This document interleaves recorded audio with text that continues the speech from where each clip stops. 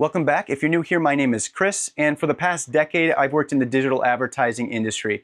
1 year ago, I started a small 3D printing business in my basement, and today we're going to do a deep dive on Etsy ads. Before we dive in, it's important that you understand some basic terminology used in digital advertising. The one specific terminology that Etsy and a lot of the people in my industry like to use is ROAS, and that's return on ad spend.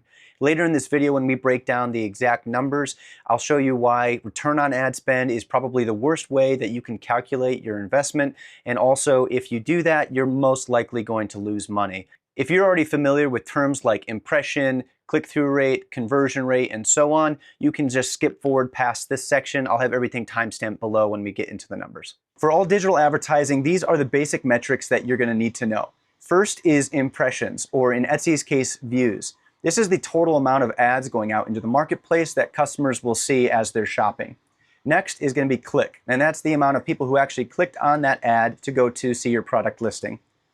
Click-through rate is just the percentage of people who saw the ad to the amount of people who clicked on the ad, but it's also a really important metric to understand your ad's performance. If you have a really well-positioned product and getting in front of the customer at the right time, you'll probably see really high engagement rates. But if it's a bad fit for the customer or the product isn't all that great, you're going to have really low click-through rate on that listing. Next up is conversions, and in Etsy's case, they also call it orders. This is the actual sales that you get from the ads themselves.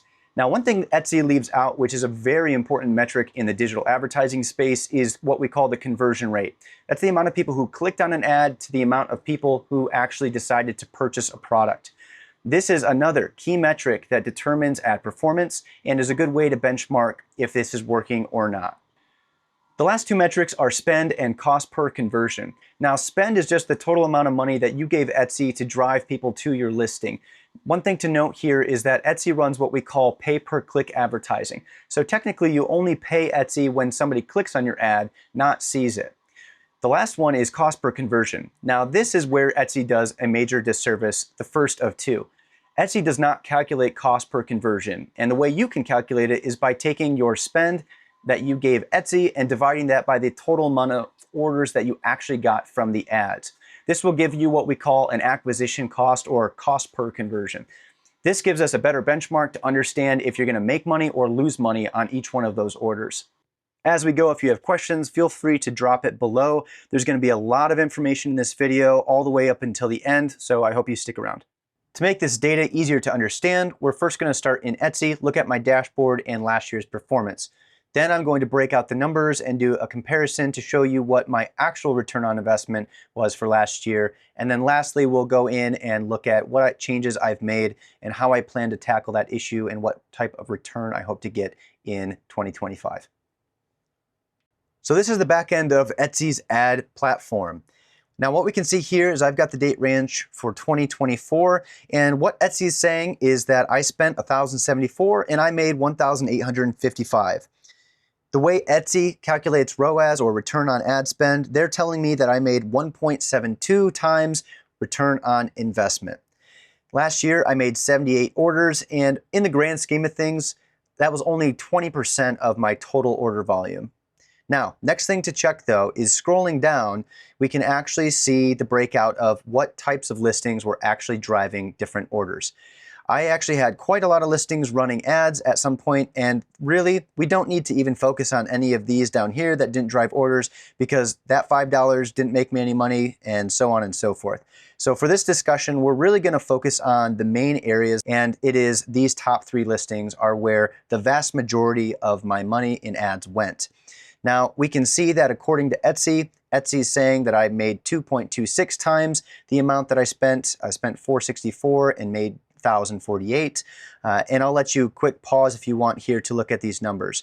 What I would like to do is now dive over into a spreadsheet to discuss how to calculate your actual return on ad spend and how you should approach this for yourself. This is a simple spreadsheet I put together, but did take a little bit of time to better understand and calculate my actual return on ad spend. Up top here, I have each one of the products that we just showed in the other screen and the product price that I sold them for in this last year. The production costs include my hourly printer charge as well as all filament used to produce the products. Packaging includes all hardware, boxes, bubble wrap, or anything that might be used to package that product for shipping. And in this cost, last year I did not actually use free shipping for pretty much all of my purchases, so customers were paying for that. If you're doing free shipping, you'll need to include that into this calculation.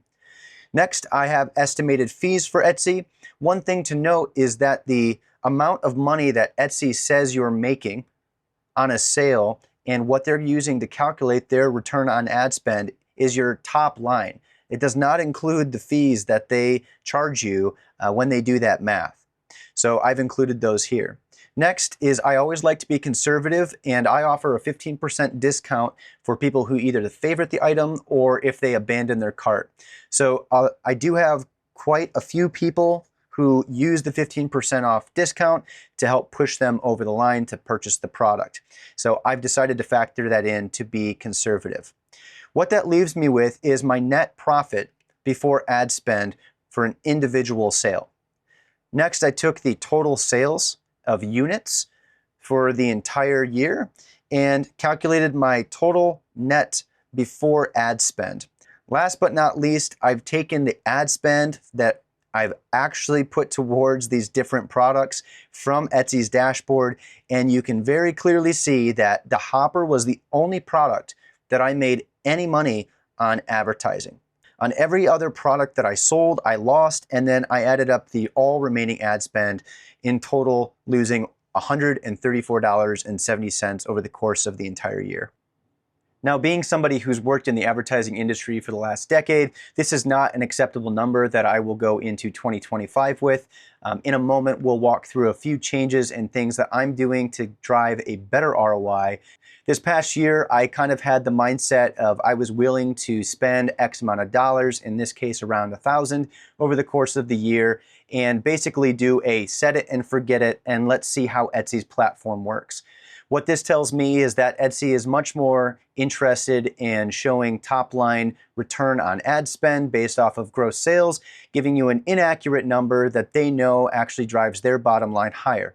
That does not mean I would say don't run Etsy ads, because I think there's a few strategies that I have in play, including better targeting of those ads to be able to make them useful where I can drive sales and actually make money.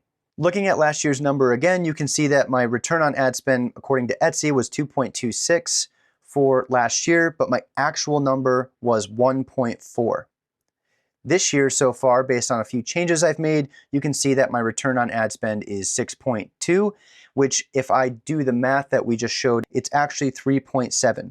This leaves me with about $13 in profit that actually ends up being labor that I get to pay myself for each one of those sales. Now the difference and how I was able to do that, and hopefully this continues, I'll give an update in the future, is by clicking into detailed stats. If you do that, you can see there's a whole list of keywords that Etsy thinks is relevant for that product. Now this is a very specific product, and if you do not own that coffee grinder, you cannot buy the product. It would be a waste of your money and it's useless to you. So they had all of these clicked on, saying that we'll send ads to people searching for these types of keywords, when in reality, maybe 15 of these keywords are actually relevant to my product to drive sales. So I've gone through and manually deselected every single one of those to make sure that we're only driving traffic for people who can buy the product because they own the grinder that it works for. A few lessons that I take away from this are, number one, don't set it and forget it. That's not going to work with Etsy's digital advertising, and you really have to be in there and maintaining it. I'll probably be going in once a month to make sure that no additional keywords were added for the listings that I'm running ads for. Number two is the unfortunate reality is if you want to test this out, you're going to have to spend some money.